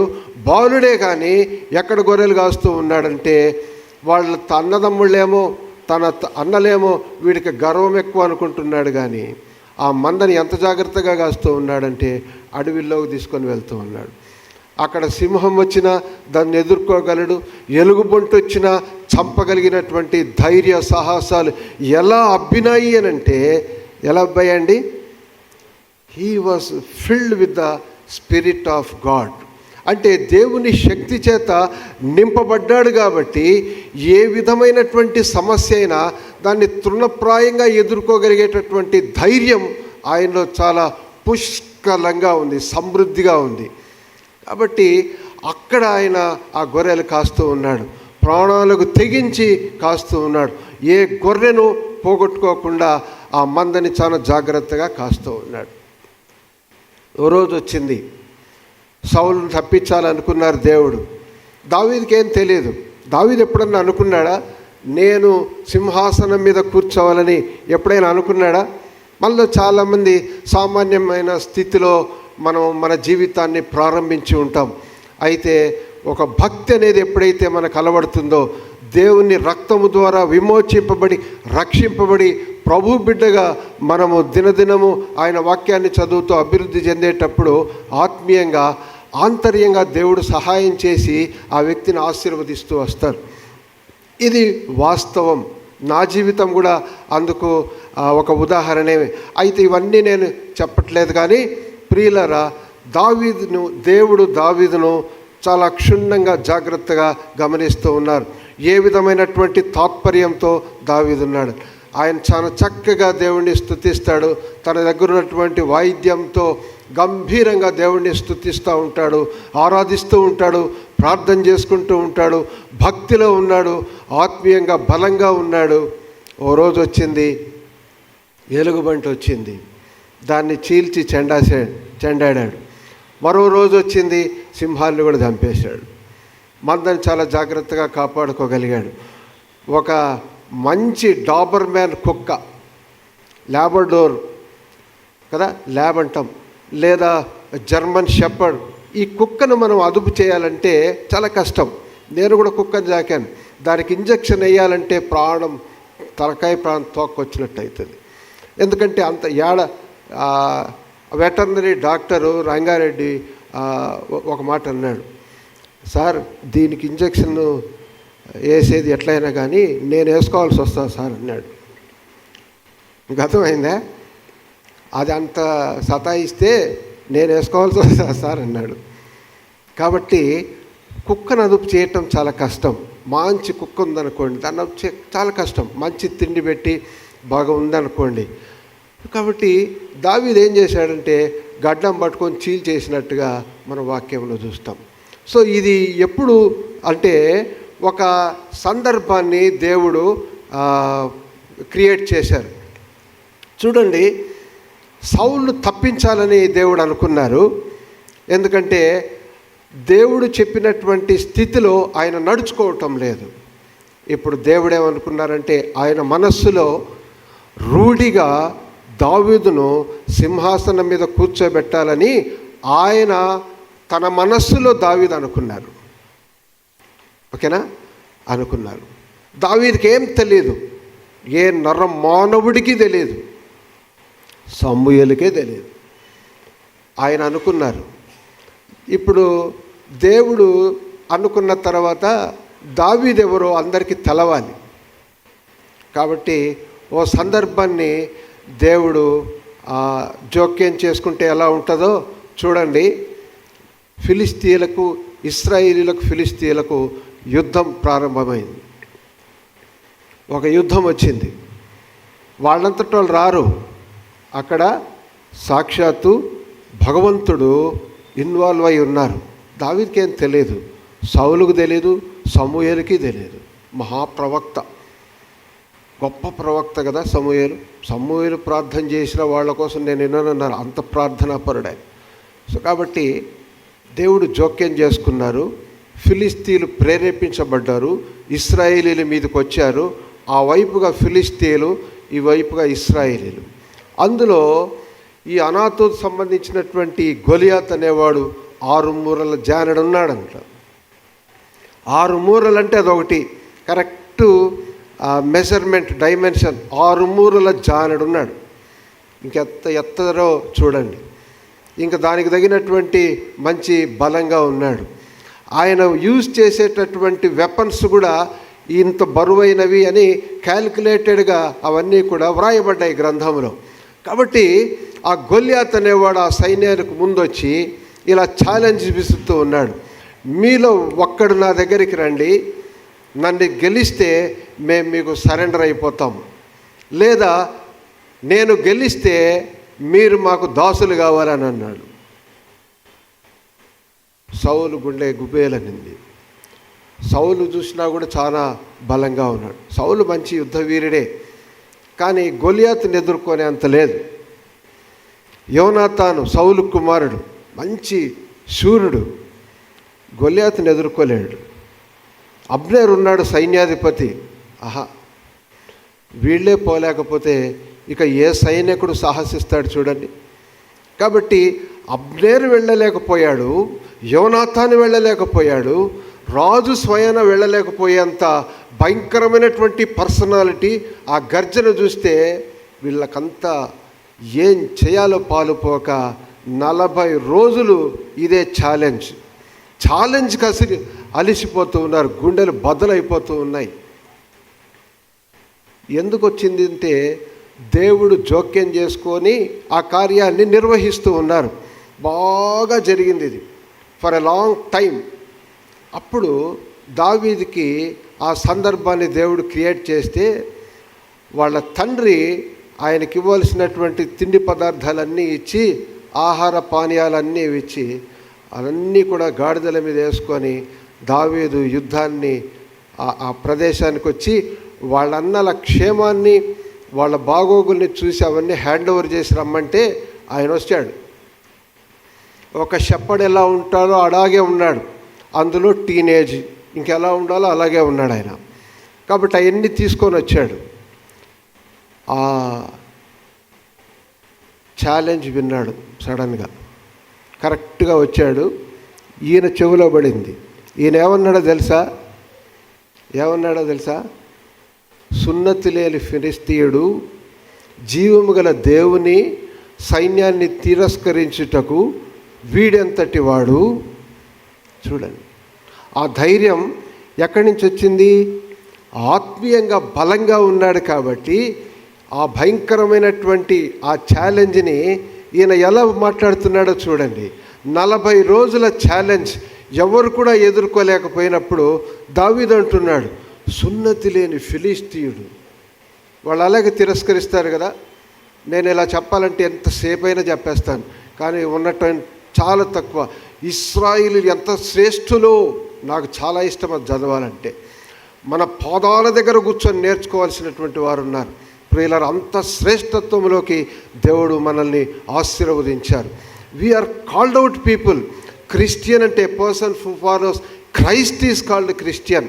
అంతేగాని జాన్, డేవిడ్ ఇవన్నీ పేర్లు పెట్టుకొని థియేటర్లో కూర్చొని సిగరెట్ తాగి సినిమాలు చూసి ఇంటికి పోయి పడుకుంటే లాభం లేదండి. స్పిరిచువాలిటీ. కాబట్టి సున్నతి లేని ఫిలిస్తీయుడు జీవము గల దేవుని సైన్యాన్ని తిరస్కరించుటకు వీడెంతటి వాడు అన్నప్పుడు ఆయన అలా ఒక 4 అడుగులేసి, ఆయన చాలా తెలివైన వాడు దావీదు. వాణ్ణి చంపితే స్టార్ట్ చేశాడు. వాణ్ణి చంపితే బహుమానం ఏంటి అని అడిగాడు. అబ్బా, 40 రోజులుగా చంపితే అన్న ఓ మాట అక్కడ వినబడేసరికి వాళ్ళ ప్రాణం లేచి వచ్చినట్టయింది. కాకపోతే అడిగిన వాడు చాలా సామాన్యమైన ఒకడు కదా, పిల్ల చేస్తాలన్నట్టుగా ఉందన్నమాట. ఆయన చెప్పాడు, అంతటితో వదిలేశాడు. అక్కడ వాళ్ళ దగ్గర నుంచి సపరేట్ అయ్యి ఇంకో స్థలానికి వెళ్ళాడు. వాళ్ళ అన్నలకి ఇవ్వాల్సినవన్నీ ఇచ్చేశాడు. ఇంకో దగ్గరికి వెళ్ళాడు. వాడిని చంపితే ఏంటి అని అన్నాడు. వాళ్ళ దగ్గర నుంచి అదే జవాబు. అది స్ప్రెడ్ అవుతూ వచ్చింది. సైన్యమంతా స్ప్రెడ్ అయింది. 4 చోట్ల అడిగాడు. వాళ్ళ అన్నాలు వచ్చి, నీకేమన్నా బుద్ధి ఉందా? మేమేమంటే ఏమనుకుంటున్నావు? వాడు చూసావా? నీ హృదయ గర్వము ఎంత భయంకరమైందో. నువ్వు యుద్ధాన్ని చూసేదానికి నువ్వు ముందు ఇక్కడి నుంచి వెళ్ళిపో అని ఎలా పడితే అలా మాట్లాడారు. అన్న తమ్ముడిని ఇష్టం లేకపోతే ఎట్ట మాట్లాడాలో అవన్నీ కూడా మాట్లాడేశాడు. ఆంతర్యంలో ప్రేమ ఉండొచ్చు, కానీ ఒక నిర్లక్ష్య భావం. ఆఖరివాడు కదా, సరే అది పట్టించుకోలేదు దావీదు. ఇంకో స్థలానికి వెళ్ళాడు, అడిగాడు. మొత్తానికి ఈ ఎంక్వైరీ చేస్తూ ఉండగానే ఇది ఎవరి చెవిలో పడాలో ఆయన చెవిలో పడింది. ఎవరి చెవిలో పడింది? సౌలు చెవిలో పడింది. ఇప్పుడు సౌలు పిలిపిస్తున్నాడు. అజ్ఞాతంగా ఇదంతా ఎవరు జరిగిస్తున్నారు? దేవుడు జరిగిస్తూ ఉన్నారు. సౌలు పిలిపించాడు. సౌలుకి షాక్ అయ్యాడు. ఎందుకంటే అరే, నేనేదో బ్రహ్మాండమైన పర్సనాలిటీ అనుకుంటే this boy is little lad, ఏందప్ప అని. ఏంటి బాబు అంటే, రాజా వాడిని నేను చంపేస్తాను. సౌలుకి చాలా ఆశ్చర్యం అయిపోయింది. మీరు కూడా ఆలోచన చేయండి, ఇది చాలా సామాన్యమైన విషయం కాదు కదా. కానీ సౌలు ఒక్క మాటలో తిరస్కరించాలి. నీ ధైర్యానికి నేను మెచ్చుకుంటూ ఉన్నాను, నువ్వు అలా పక్కనుండు బాబు, నీతో అయ్యేది కాదు అని. ఆంతర్యంగా దేవుడు జరిగిస్తూ ఉన్నారు కాబట్టి ఆలోచనలు పడినప్పుడు ఆ రాజు ఆలోచనను బట్టి ఆయన మాట్లాడినటువంటి ఒక, నువ్వు వెళ్ళలేవు, వాడిని చూస్తున్నావు కదా, వాడి ఈట, వాడి బల్లెము, వాడి ఖడ్గం అంటూ ఉంటే, రాజా నేను అడవిలో నా చిన్న గొర్రెల మంద నేను కాచేటప్పుడు ఒకరోజు ఎలుగుబంటి వచ్చింది. ఉట్టి చేతులతోనే నేను దాన్ని చంపేశాను అన్నాడు. కర్రతో బాది కొట్టి చంపలేదు, ఉత్త చేతులతోనే చంపేశాను అన్నాడు. ఆహా, వింటున్నాడు, ఆలోచనలో పడ్డాడు. మళ్ళీ చెప్తున్నాడు, ఒకరోజు సింహం వచ్చింది, ఉత్తి చేతులతోనే ఆ బలమైన సింహాన్ని గడ్డాన్ని పై భాగాన్ని 2 భాగాలుగా చీల్చేశాను అన్నాడు. వేరేవాడు చెప్తే నవ్వి ఈ స్టోరీస్ ఆపేసి వెళ్ళమంటారు. కానీ దేవుడు చెప్పిస్తున్నారు కాబట్టి ఆయన ఏం చేశాడంటే, ఇలా నువ్వు వెళ్ళకూడదు, నా వేసుకొని వెళ్ళమన్నాడు. చూడండి ఏ స్థాయిలోకి మారిందో చూడండి ఆలోచన. ఇప్పుడు నువ్వు నాకు సంబంధించినటువంటివి అన్నీ తోడగండి ఆయనకి. యోనాతాన్ది కాదు, సమాన వయస్కుడో లేకపోతే కొంత పెద్దవాడు, నావన్నీ, నా మైమరువు, నా దట్టి, నా శిరస్థానము, నా ఖడ్గము, నా బల్లెం, నావన్నీ అతనికి ఇచ్చి పంపండి అన్నాడు. అవన్నీ వేసుకొని మనము బట్టలు కొనుక్కోవటానికి మనము షోరూమ్స్కి వెళ్ళి, మాల్స్కి వెళ్ళి, ట్రయల్ రూమ్లోకి వెళ్ళి చూసుకొని బాగుందా లేదా, లూజ్గా ఉంటే పక్కనేసి, టైట్గా ఉంటే మార్చుకున్నట్టుగా అదంతా లూజ్గా ఉంది. అంటే పాస్టర్ గారు అంగి ఒక చిన్న పిల్లవాడికి షర్టు చిన్న పిల్లవాడికి వేస్తే అది పాస్టర్ గారు అంగి అంత ఉంటుంది కదా. ఒక 10 సంవత్సరాల పిల్లోడికి నా షర్ట్ ఇచ్చాను అనుకోండి, వాడికి కాళ్ళ వరకు వచ్చేస్తుంది. సో అట్లా లూజ్గా ఉంది, డిస్కంఫర్ట్గా ఉంది. అటు ఇటు చేశాడు. రాజా, ఏమ్మా ఇలా నేను వెళ్ళలేను రాజా, నన్ను నమ్మండి, వాడిని ఉత్త చేతిలో చంపేస్తానంటాడు.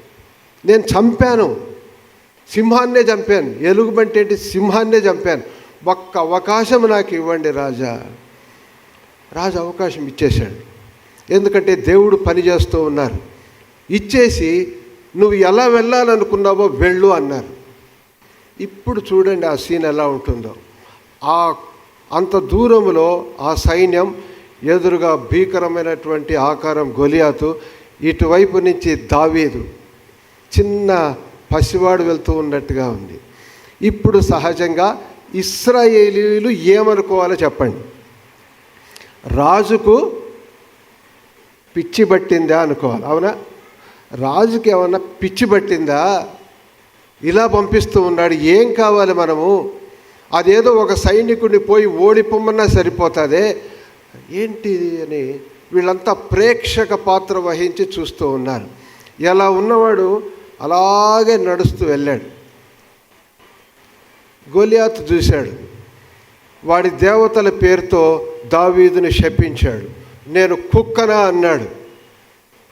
కర్ర తీసుకొని వస్తూ ఉన్నావు, నేను కుక్కనా? ఇట్లా వడిసెలు చేతుల్లో పట్టుకొని ఉన్నాడు. 5 రాళ్ళు తీసుకున్నాడు. దావీదు కూడా మాట్లాడాడు. గొలియాత్ అయితే నిన్ను చంపి ఆకాశపు గద్దలకు నేను నీ ఆహారాన్ని పారేస్తానంటే ఇదే మాట అన్నాడు దావీదు.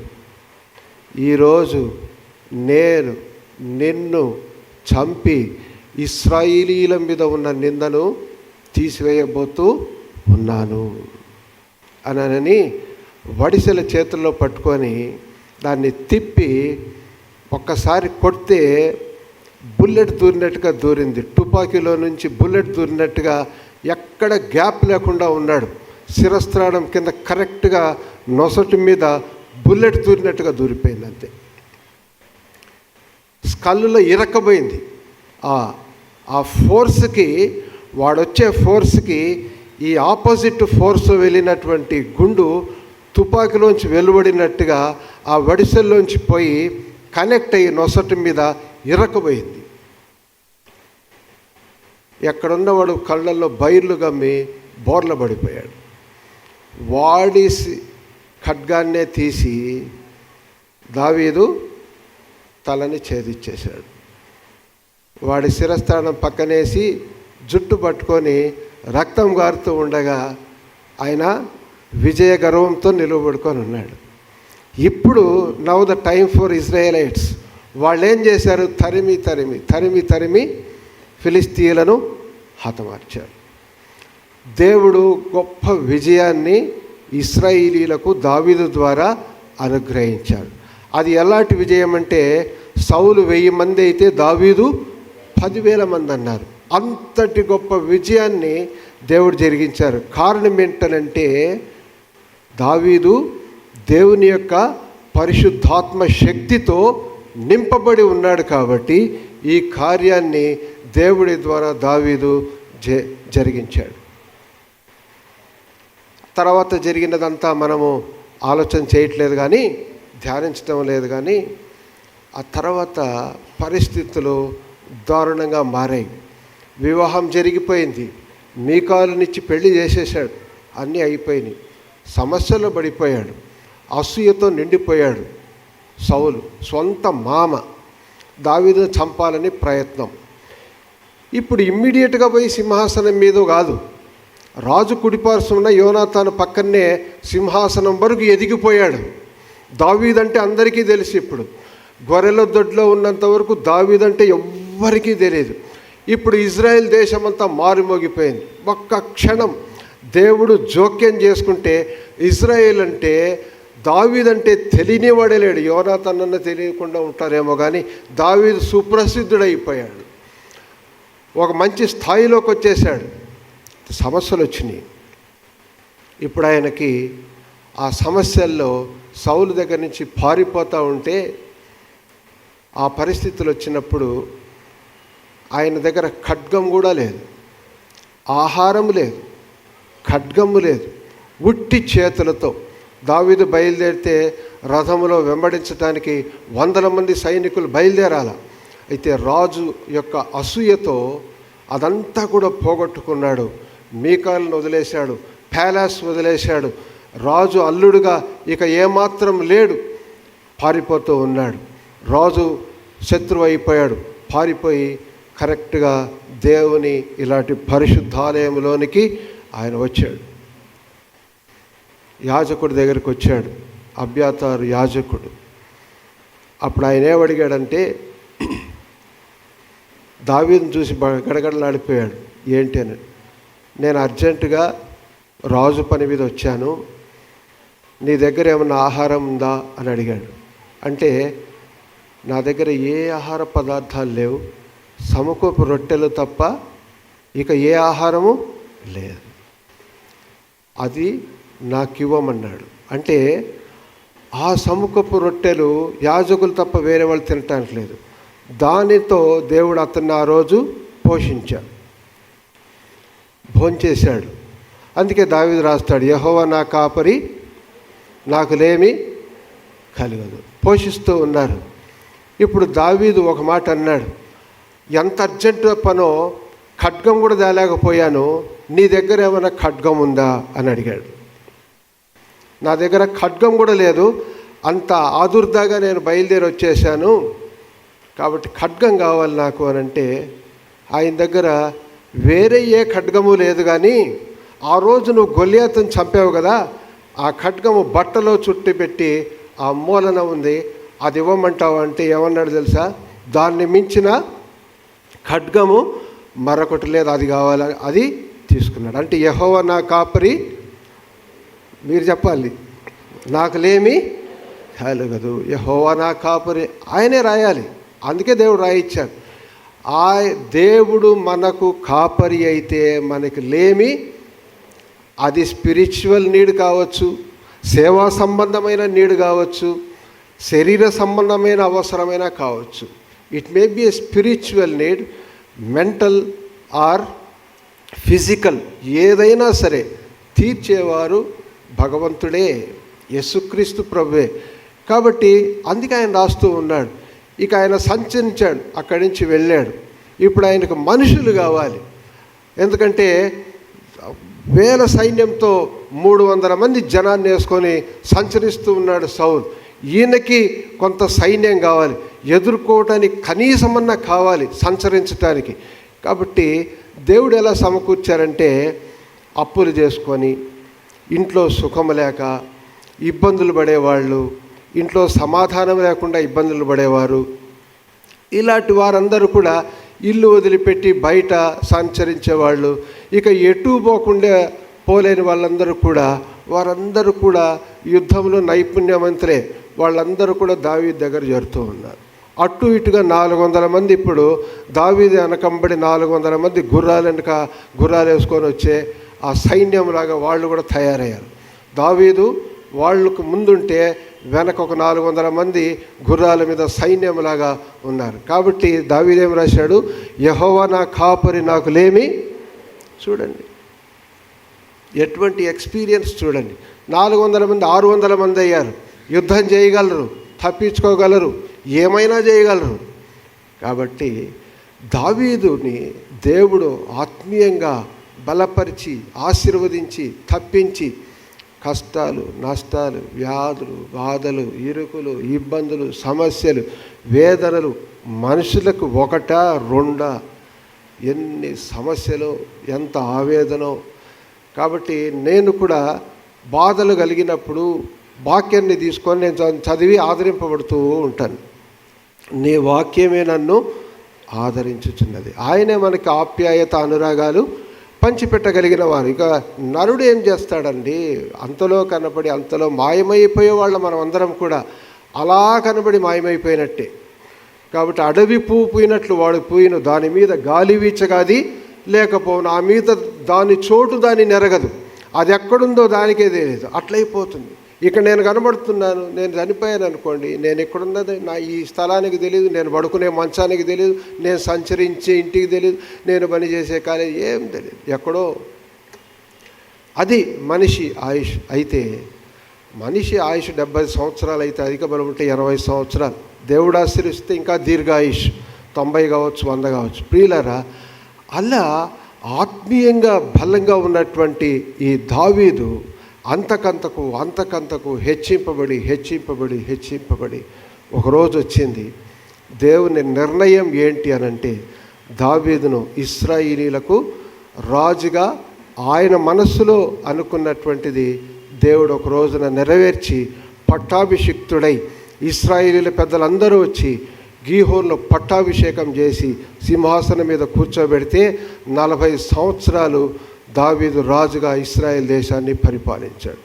ఈరోజు మనం చూసే ఇజ్రాయెల్ ఫ్లాగ్ మీద ఉన్న ఆ స్టార్ కూడా, దాని పేరు స్టార్ ఆఫ్ డేవిడ్. ప్లేన్ మీద ఉంటుంది, ఫ్లైట్ మీద అదే గుర్తే, స్టార్ ఆఫ్ డేవిడ్. కాబట్టి దావీదు శాశ్వతంగా దేవుడు దీవించేశారు. అది వాక్యంలో కూడా మనం చదవగలం. ప్రియులారా, ఏం ధ్యానిస్తూ ఉన్నామంటే, యెహోవా నా కాపరి, నాకు లేమి కలగదు. మనకి వ్యాధులు ఉండొచ్చు, బాధ ఉండొచ్చు, కష్టం ఉండొచ్చు, సమస్య ఉండొచ్చు, చదువులో రాణించలేకపోవచ్చు, మ్యాథమెటిక్స్ అర్థం కాకుండా పోవచ్చు, ఫార్ములాస్ అర్థం కాకుండా పోవచ్చు, కష్టం అనిపించవచ్చు, ఎగ్జాము అసలు జ్ఞాపక శక్తి లేకుండా పోవచ్చు. నేను చాలా ఎగ్జాంపుల్స్ నా జీవితంలో జరిగినవి అద్భుతమైనవి చాలా ఉన్నాయి, నేను చెప్పలేను కానీ ప్రియులరా. కాబట్టి ముగిచ్చేస్తాను. దేవుడు ఎవరికైనా జ్ఞానం ఉంటే అది అడగమని అపోస్తుడైన యాకోబు రాసిన పత్రిక 1వ అధ్యాయం 5వ వాక్యం, మీలో ఎవరికైనా నువ్వు జ్ఞానం కొద్దుగా ఉన్నాడలా అతడు దేవుని అడగవలనది, అప్పుడు అది అతనికి ధారాళంగా అనుగ్రహిస్తారంట. కాబట్టి అడిగేవాడు ఎలా అడగాలంట? సంశయించకుండా అడగాల. అలా అడిగితే సముద్ర తరంగం చేత రేపబడే తరంగాన్ని, ఆ సముద్ర తరంగాన్ని పోలి ఉంటాడు. అటువాడు ద్విమనస్కుడై తన అన్ని పనులు అస్థిరుడు కాబట్టి దేవునిలో ఏదైనా కలుగుతుందని అనుకున్న రాదు అన్నది. కాబట్టి నమ్మాల. దావీదు నమ్మినట్టు మనం నమ్మాల. దేవుడు అత్యున్నతమైనటువంటి స్థానానికి దేవుడు తీసుకొని వెళ్ళారు. ప్రియులారా, యేసుక్రీస్తు ప్రభు మన కోసం మరణించి he proved that he was son of God. యేసుక్రీస్తు ప్రభుని ఎవరు ముట్టగలరు చెప్పండి? అయితే భూమి మీద ఆయన పాదం మోపారు, మనిషిలాగా బ్రతికారు. ఆయన పరలోకములో ఉన్న దేవుడు, అక్కడ సంచరించే దేవుడు ఆ దివ్యలోకాన్ని వదిలిపెట్టి మన మధ్యలో సంచరించి అసలు తన్ను తాను రిక్తునిగా చేసుకుని శిలువ మరణం పొందినంతగా తన్ను తాను తగ్గించుకొని ఆయన చనిపోయి సమాధి చేయబడితే ఆ ఒక్క సమాధికే ఈ ప్రపంచంలో కావలి లేని సమాధి, కావలి గాయబడిన సమాధి అదొక్కటే. ప్రపంచంలో ఏ సమాధికి కావలి ఉండదు. That was the only tomb which was secured for 3 days. 3 రోజులు సమాధిని గట్టిగా కాపలా కాశారు, సీలేసి ఎలా లేస్తాడో చూస్తామని. ఎందుకంటే సచ్చిన వాళ్ళని బ్రతికించిన ఈయన లేస్తాడేమో, వాళ్ళు ఏదో అన్నారులేండి, లేస్తాడేమో, ఎలా లేస్తాడో చూస్తాం. కళ్ళల్లో ఒత్తులేసుకొని కాపలా కాశారు. మా స్నేహితుడు ఫాదర్ చనిపోతే సమాధుల తోటకు వెళ్ళాను. వాళ్ళు ఎక్కువసేపు ప్రార్థన చేసి చీకటి పడింది. నాకు ఇష్టం పుట్టడం ఎప్పుడెప్పుడు వెళ్దామా అని. మనం 6 గంటలు 7 గంటలు అయితే సమాధుల తోటలో ఉండడానికి ఇష్టపడం. అయితే 3 రోజులు కాపలా కాశారు. అది ఒక్క సమాధే కాపలాలో ఉండింది ప్రపంచంలో. అయితే 3వ రోజు కళ్ళల్లో ఒత్తులేసుకొని చూస్తూ ఉంటే విజయ వీరత్వంతో యేసుక్రీస్తు ప్రభు తన పవిత్రమైన పాదాన్ని బయటకు వేసి నడిచి చిరునవ్వు చిందిస్తూ వారందరినీ క్షమించి ఆయన వెళ్తూ ఉంటే, సైనికులందరూ పారిపోతూ ఉంటే వారందరినీ క్షమించిన దేవుడు he proved his resurrection for a period of 40 days. 40 days మళ్ళీ అక్కడే తిరిగారు, భోంచేశారు, నీళ్లు తాగారు, సంచరించారు. అందరూ చూస్తూ ఉండగా పరలోకానికి ఆయన ఆహరణమై వెళ్ళిపోతూ, నా శిష్యులారా ప్రపంచానికి వెళ్ళి సువార్తను ప్రకటించండి, నమ్మి బాప్తిస్మము పొందినవాడు రక్షింపబడు, నమ్మని వానికి శిక్ష. నమ్మితే రక్షణ, పాతాళంలోంచి రక్షించబడతాం. పాతాళంలో పడ్డామనుకోండి, ఇక మనలాంటోడు పడకూడదు. ఇంత శ్రేష్టత్వంలో బ్రతికే, క్రైస్తవ్యంలో బ్రతికేవాడు పాతాళంలో పడితే బహుభయంకరం చూడండి. ఎందుకంటే ధనవంతుడు ఆ రోజు పడ్డాడు, లాజరు పైకెత్తబడ్డాడు. ధనవంతుడు ఒకే ఒక రిక్వెస్ట్, నీటి బొట్టు నాలుక మీద లాజరు ద్వారా కావాలనుకుంటే ఆ బొట్టు అది ఆ రోజు ఆయనకి ఇవ్వబడలేదు, ఈ రోజుకి దొరకలేదు, ఇంకెప్పటికి దొరకదు. అదే అగ్ని, అదే భయంకరమైన పాతాళం. కాబట్టే దేవుడు ఈ భూలోకాన్ని కరదించి మన కోసం ప్రాణం పెట్టి సమాధి చేయబడి తిరిగి నమ్మితే గొప్ప రక్షణ, శాశ్వతమైన పరలోక స్వాస్థ్యం.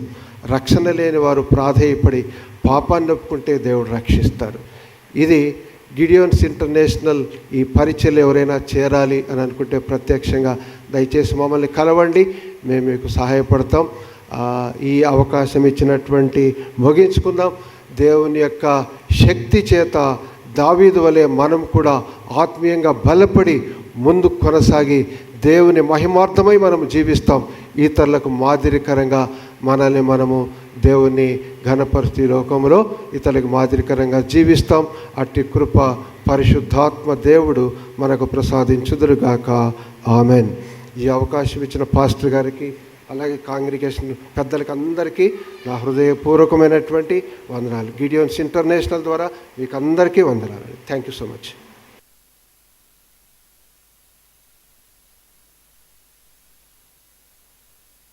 చక్కటి అద్భుతమైన దేవుని వాక్య సందేశాన్ని అందించిన గిడియన్ ఇంటర్నేషనల్ స్టేట్ చాప్లైన్ గారు పెద్దలు జాన్ సెబాస్టియన్ గారికి ఎస్ఐయు సంఘ పక్షంగా అందరి పక్షంగా మా హృదయపూర్వకమైనటువంటి కృతజ్ఞతలు, వందనాలు తెలియపరుస్తున్నాం. Thank you sir, thank you so much.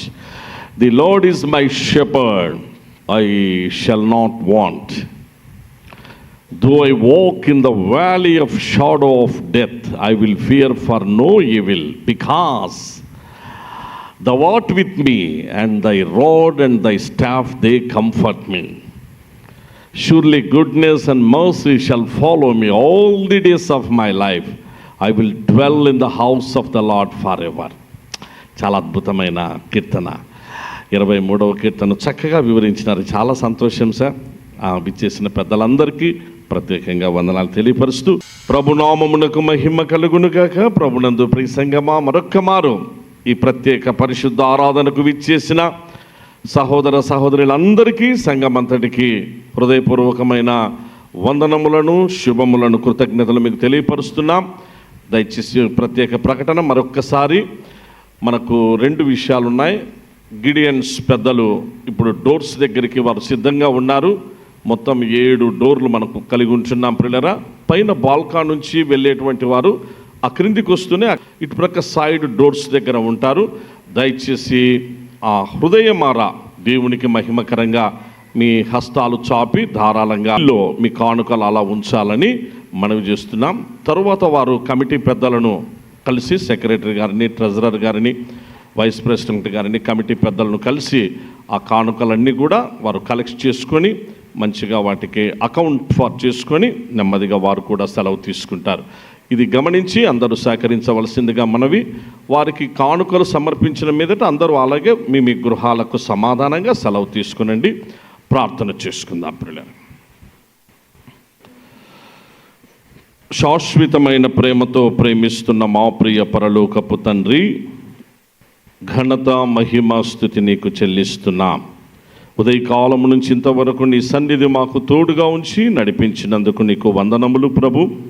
మా మధ్యకు మీరు నడిపించిన గిడియన్ ఇంటర్నేషనల్ నైనా పరిచర్య ధర్మాన్ని కొనసాగిస్తున్న నీ కుమారులను పెద్దలందరిని బట్టి వందనాలు.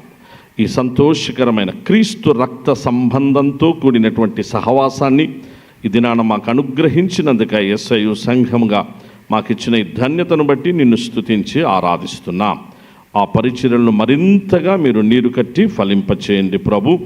ఇదిగో ప్రేమతో హృదయమార మరి తండ్రి ఉత్సాహముగా అందుకొరకాయ నైనా మరి తండ్రి చేతులు చాపి కానుకలు సమర్పించబోతున్న నీ కుమారులు కుమార్తెలను అందరినీ వారి హస్తాలను మీరే బలపరిచి ఆశీర్వదించమని ప్రార్థిస్తుంటున్నాం. ఈ వారపు పరిచర్యలన్నిట్లో మన్నైనా ఎస్ఐయు సంఘాన్ని మీరే ప్రధాన కాపరివై నడిపించి మీరే మహిమ పొందుమని, నీ పిల్లలు వారి గృహాలకు వెళ్తున్నారు ప్రవ్వా, నీ రక్షణ, సంతోష, సమాధానాలతో వారిని నింపి కాపాడుమని, అందరినీ ఆయురారోగ్యాలతో నింపి ఆశీర్వదించమని, నీ కరుణాహస్తాలకి పరిశుద్ధ పరిచర్యలను ఎస్ఐయు సంఘ పరిచర్యలను అన్నిటినీ అప్పగించుకుంటూ త్వరలో మా కొరకు రానై ఉన్న నీ ప్రియకుమారుడు మా రక్షకుడు యేసుక్రీస్తు వారి శక్తివంతమైన దివ్యనామమందే దీన మనసుతో స్తుతించి ప్రార్థించి వేడుకుంటున్నాం మా తండ్రి. పరలోకమందున్న మా తండ్రి, నీ నామము పరిశుద్ధపరచబడును కాక, నీ రాజ్యము వచ్చును కాక, నీ చిత్తము పరలోకమందు నెరవేర్చబడినట్లు భూమి యందును నెరవేర్చబడును కాక. మా అనుదిన ఆహారము నేడు మాకు దయచేయి.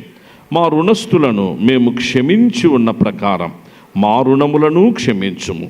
మమ్మును శోధనలోనికి తేక దుష్టుని నుండి తప్పించుము. రాజ్యము, శక్తియు, మహిమయు నిరంతరము నీదే, నీవై ఉన్నావు తండ్రి. ఆమేన్.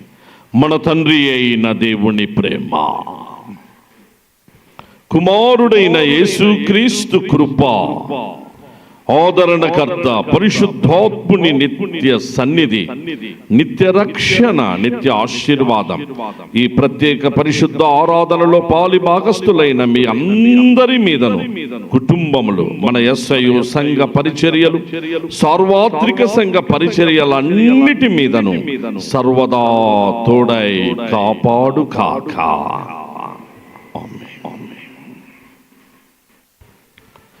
అందరికీ వందనాలు. God bless you all. అందరూ సమాధానంగా సెలవు తీసుకొనండి.